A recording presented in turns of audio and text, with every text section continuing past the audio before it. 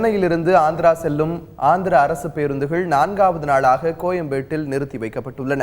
திருப்பதி வனப்பகுதிகளில் ஆந்திர போலீசார் நடத்திய துப்பாக்கிச் சூட்டில் 20 தமிழக தொழிலாளர்கள் உயிரிழந்தனர். இதனால் ஏற்பட்டுள்ள அசாதாரண சூழலை அடுத்து சென்னையில் இருந்து ஆந்திரா செல்லும் பேருந்துகள் மீது தாக்குதல் நடத்தப்பட்டன. தொடர்ந்து சென்னையிலிருந்து இயக்கப்படும் 158 ஆந்திர அரசு பேருந்து சேவை 4வது நாளாக நிறுத்தப்பட்டது.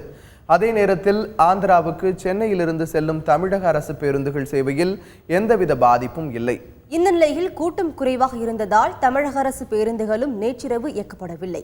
இதனிடையே சென்னையில் நிறுத்தி வைக்கப்பட்டுள்ள ஆந்திரா பேருந்துகள் போலீஸ் பாதுகாப்புடன் இன்று காலை ஆந்திராவுக்கு திருப்பி அனுப்பி வைக்கப்பட உள்ளதாக அதிகாரிகள் தெரிவித்தனர்.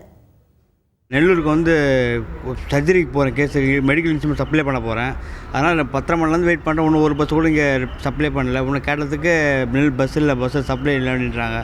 நானே எவ்வளோ நாள் தான் வெயிட் பண்ணிட்டு தெரியல. ஆஃபீஸ்லேருந்து கால் பண்ணிட்டு இருக்கேன். எனக்கு சர்ஜரிக்கு டைம் ஆகுது, 10:30 மணிலாம் கேஸுன்னு சொல்லிட்டு காலை 5 மணிக்கு கேஸுக்கு இன்னும் ஒரு பஸ் கூட வரல சார். நானும் வெயிட் பண்ணிட்டு ரொம்ப நேரமாக கஷ்டப்பட்டுருக்கேன். 2 ஹவர்ஸாக வெயிட் பண்ணுறோம், பஸ் எதுவும் வரல. ஓகே, அதெல்லாம் திருத்தணி வழியாக போகுது பஸ்ஸு, ஆந்திரா வழியாக எந்த வண்டியும் போகல. அதனால் எங்களுக்கு கொஞ்சம் ரொம்ப சிரமமாக இருக்குது.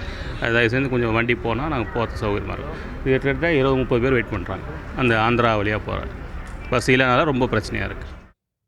இந்த நிலையில் புதுச்சேரி பேருந்து நிலையம் அருகே உள்ள தமிழ்நாடு பணிமனை வளாகத்தில் நிறுத்தி வைக்கப்பட்டிருந்த ஆந்திர பேருந்து திடீரென தீப்பற்றி எரிந்தது. அதிர்ஷ்டவசமாக அப்போது பேருந்தில் யாரும் இல்லாததால் உயிர் சேதம் தவிர்க்கப்பட்டது.